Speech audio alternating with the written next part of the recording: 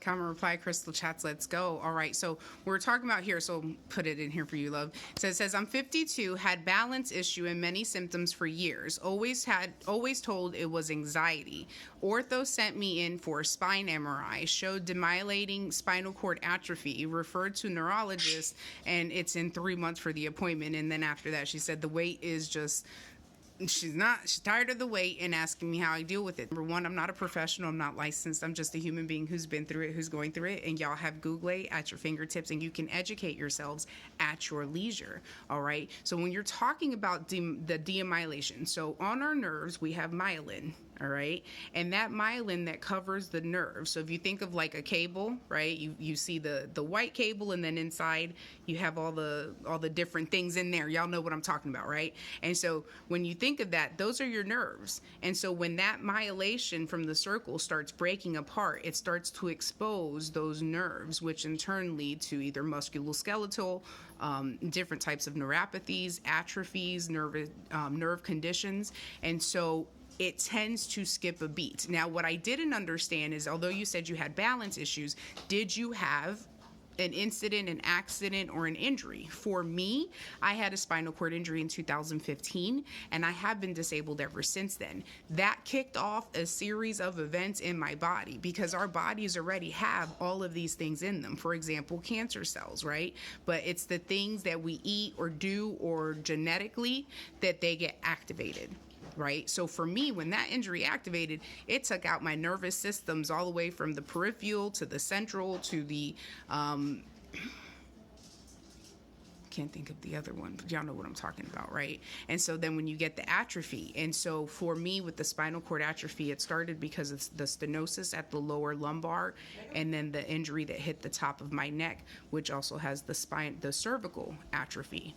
Now the nerves that surround all of the other things in my shoulders and all of that, little by little, start to deteriorate. So where most people get like, their disc will slip, I had RFAs, I've had the injections, I have a spinal stimulator in my spine because I want to wait as long as possible before I go for this surgery. So if they did refer you to a neurologist, it's possible that with that, you may want to consider, because there are long waits. Let me tell you, I'm here in Florida, and USF is one of the best places for neurology, and I was on the waiting list for almost 3 years, and I finally had an appointment back in August. So 3 months is really good. However, there's a chance, possibly, that you will need a neurosurgeon. So I don't know what kind of insurance you have, but if you have the ability to schedule something, I would look up some of the neurosurgeons in your area.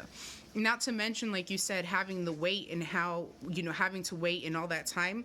Remember that there are things you can look up. However, you have to be careful, even though I tell y'all to go to Google, right? So for me, when I'm reading about things, because I say you don't want to get diagnosed by Dr. Google, right? We don't want to do that. However, the reason Google exists is for you to be able to look up the things. You have to be educated on the things that you have. And so besides this, and if you have more questions and anybody else has questions, obviously you can ask and I'll answer them to the best of my ability. I will say that doing some research online that has to do with the myelation to understand what's happening, do some research online when it comes to the spinal cord atrophy, right? To make sure, like, what are some things that cause this? See, because before you go to these appointments, remember, you're your best advocate. So we don't want to tell the doctors how to do their job, but you do need to have information so that way when they're talking, you can understand. And when they're not saying something that you feel they should, you can kind of interject, because it's like, when you take your car to the mechanic, right? Traditionally, they're going to be like, if you're a woman, rip you off. That's the same kind of theory when it comes to it. So common sense hats on, y'all. I'm just using different examples because I know people will take different things from it, right? I would think that a neurosurgeon would want to help as well, only because I know that that's what I've been through.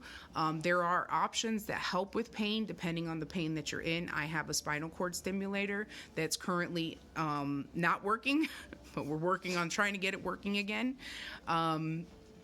And the reality is that if you had been having that, so when you talked about balance issues, so even though I had a spinal cord injury in 2015, I had always had balance issues my whole life. Like, I was that person that would fall. Like, I would always fall. Things were off a little bit, but I come from a very toxic family, all of the stuff, and my mother was in the medical field, and sometimes those are the worst, because they're like, unless your bone is sticking out your skin and you're bleeding, then it's not an emergency, right? So never getting tested for these things. So believe me when I tell you, I understand and I can relate to what you're going through, because I myself, when I had the injury, when I started learning these things, not only did I make sure that I get the information from actual papers that are published from research studies, not just a general website like WebMD. Not that they're not good, but I like to see the status. And because I'm going on 10 years, every year, like twice a year, I allow myself a certain period of time, hour, whatever, to go and do research and see if there's new papers or research that has been done on any of my diagnoses, both mentally and physically, because things update, right? And it's good to stay updated. So you are your best advocate. You are the one. You want to make sure that you're asking the right questions and try to have some of the answers already, to know that they know that you know what you're talking about, right? Because it's only you being your best advocate. All right. I hope this helps, right? My hope is that it helps. However, feel free to ask. For others, y'all know already in the comments, we are a community here. A lot of us have the same battles in this community, right? With the Pineapple Peace Movement. And so support, help, understand. We'll get through this. All right. So remember, you're not alone. We're in it together, and I love you.